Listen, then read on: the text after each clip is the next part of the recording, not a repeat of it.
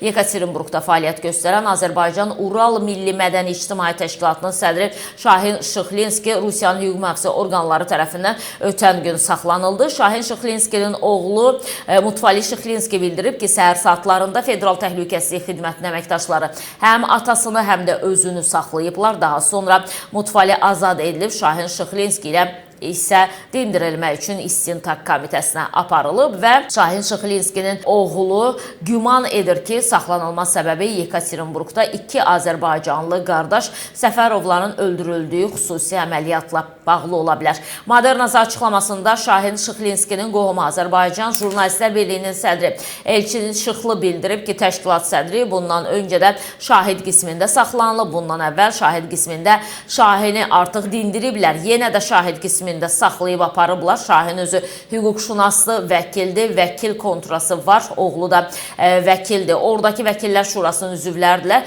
Şahin Şıxlinskinin bu şəkildə şahid qismində dindirilməsi, həbs edilməsi bizi qorxutmaq məqsədi daşıyır. Ümumiyyətlə Şahin orada çox nüfuzlu adamdır və Şahin həmişə nə məsələ varsa həll edən adam idi. Düşünürəm ki, bunlar demək istəyirlər ki, biz hər şeyi edə bilərik. Yəni rusların vəhşiliyidir bu. Başqa əlavə nəsə bilmirəm. Elçin Şıxlı Rusiya-Azərbaycan münasibətlərində yaranan gərginliyi də şərh eləyib. Bu onların sadəcə son çırpıntılarıdır. Rusiya Cənubi Qafqazda demək olar ki, nüfuzunu itirib.